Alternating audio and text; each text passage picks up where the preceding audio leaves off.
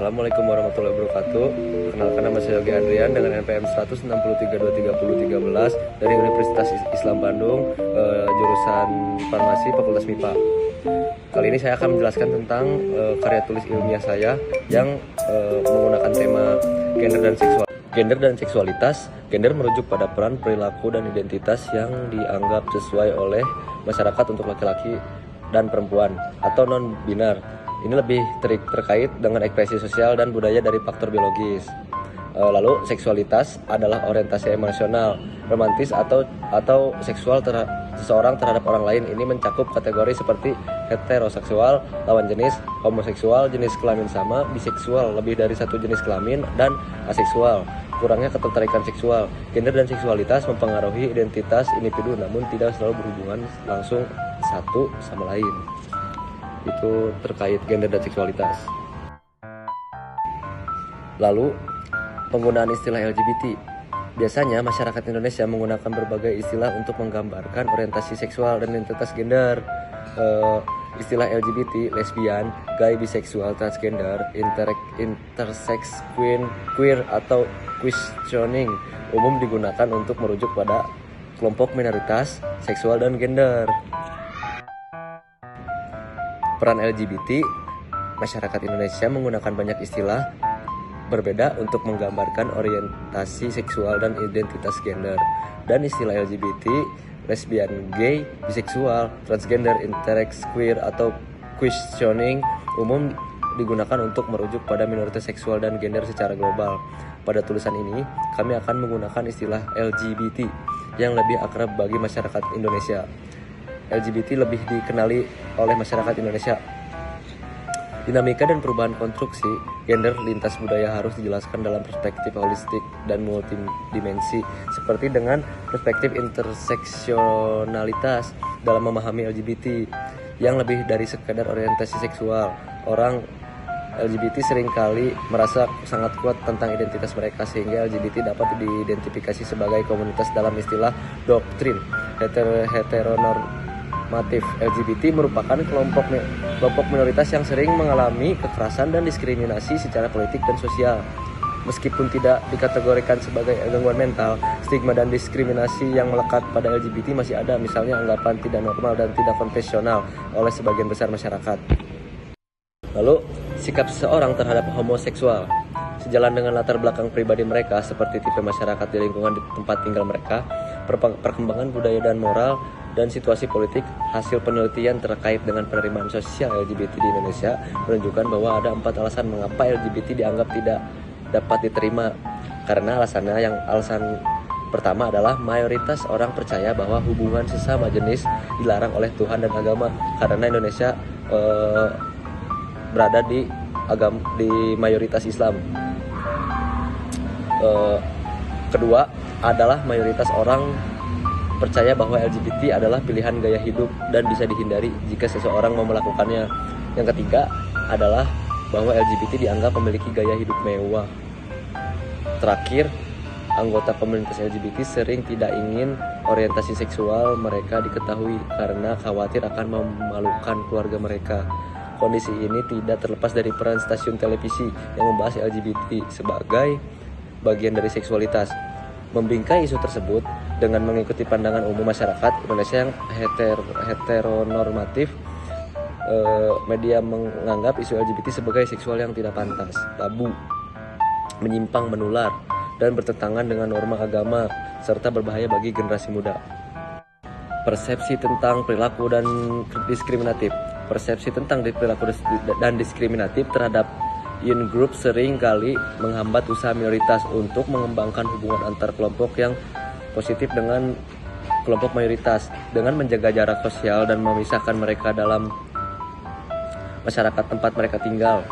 Penelitian sebelumnya menunjukkan bahwa penilaian negatif anggota kelompok mayoritas terhadap kelompok minoritas berdampak pada sikap anggota kelompok minoritas terhadap kelompok mayoritas. Misalnya, anggota kelompok minoritas biasanya menyadari sikap merugikan dan diskriminatif dari kelompok mayoritas. Persepsi individu didasarkan pada frekuensi atribut dalam jaringan pribadi mereka, lingkungan langsung mereka, sehingga cara orang memandang jaringan sosial mereka mempengaruhi keyakinan dan perilaku pribadi mereka.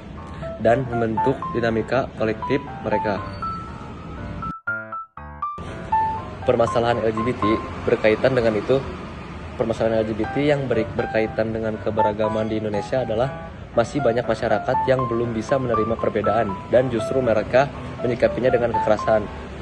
Kemampuan orang untuk menerima perbedaan berkorelasi dengan kohesi dan inklusi sosial yang mengarah pada pertanyaan apakah kelompok tertentu dikucilkan atau tidak dari masyarakat.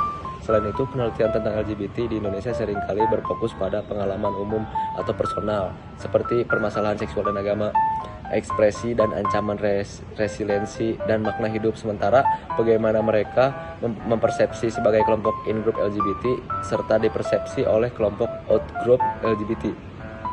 Secara bersamaan atau mempertimbangkan dua perspektif secara bersamaan masih belum diteliti sehingga bisa memberikan gambaran yang lebih komprehensif. LGBT dalam undang-undang. Yang pertama ada sila pertama. Sila pertama Pancasila, yaitu ketuhanan yang Maha Esa. Sila ini bermakna bahwa negara Indonesia mengakui dan percaya adanya Tuhan yang Maha Esa sebagai pencipta alam dan seisinya, sehingga sebagai warga negara yang harus mematuhi semua aturan yang berkaitan dengan agama. Perbuatan LGBT ini menandakan bahwa mereka tidak mempercayai bahwa Tuhan menciptakan makhluknya dengan berpasang-pasangan, pria dan wanita, untuk membangun sebuah rumah tangga sehingga bisa melanjutkan keturunan. Ada sila kedua. Pada sila kedua Pancasila, yaitu kemanusiaan yang adil dan beradab. Manusia memiliki hak asasi yang menjunjung nilai kebebasan berekspresi. Kebebasan tersebut mempunyai batasan yang harus dipenuhi untuk menghormati hak asasi orang lain, sehingga LGBT ini merupakan tindakan yang seharusnya dibatasi karena pada dasarnya masyarakat masih belum bisa menerima tindakan LGBT yang melanggar norma masyarakat. Itu terhadap sila kedua. Lalu sila ketiga Pancasila yang memuat tentang persatuan. Dengan adanya nilai persatuan ini menjadikan masyarakat selalu mengedepankan kebersamaan, sehingga jika perdebatan tentang LGBT ini terus berlanjut, itu bisa menjadikan perpecahan antar pihak pro dan kontra.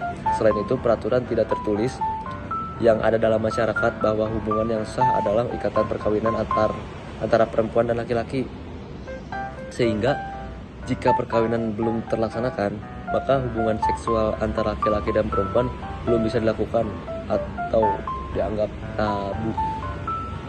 Yang keempat, sila keempat Pancasila yang berisi tentang musyawarah atau demokrasi, menjadikan keputusan yang diambil harus melalui musyawarah atau kesepakatan bersama, sehingga dalam konteks ini LGBT dianggap oleh masyarakat merupakan hal yang tabu dan tidak wajar. Dengan demikian, pemerintah tidak melegalkan LGBT karena keputusan masyarakat yang tidak setuju dengan adanya tindakan LGBT. Pada sila terakhir, yaitu sila kelima, keadilan sosial bagi seluruh rakyat Indonesia. Sila ini memiliki makna bahwa keadilan harus didapatkan oleh seluruh masyarakat Indonesia, tetapi adil juga tidak selalu diartikan adil untuk individu, tapi adil juga untuk kepentingan umum. Dengan demikian, makna adil yang sesungguhnya adalah adil untuk kepentingan bersama. Lalu ada pembahasan. LGBT dapat dipersepsikan sebagai identitas yang merujuk pada ciri-ciri dan karakteristik hubungan sosial, peran, dan keanggotaan kelompok sosial yang menentukan siapa seseorang, baik di masa lalu dan saat ini. Identitas membangun konsep diri seseorang, gambaran diri termasuk perasaan akan dirinya. Secara umum, LGBT mempersepsikan identitas mereka sebagai individu yang termasuk LGBT, sehingga merujuk kepada identitas diri. Identitas diri mengacu pada aspek yang stabil dan menonjol dari persepsi diri seseorang. Dengan demikian, sebagai individu, identitas sebagai LGBT memberikan orientasi kepada mereka dalam membangun makna dan memberikan perhatian pada suatu kondisi. Di berbagai konteks saat ini, dengan identitas diri tersebut, LGBT dapat menunjukkan bahwa sikap positif atas dirinya. Meskipun demikian, sikap negatif di individu dalam komunitas LGBT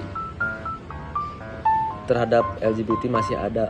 Penelitian ini menunjukkan sikap negatif masih dimiliki oleh masyarakat mereka yang cenderung tidak yakin dengan situasi diri mereka.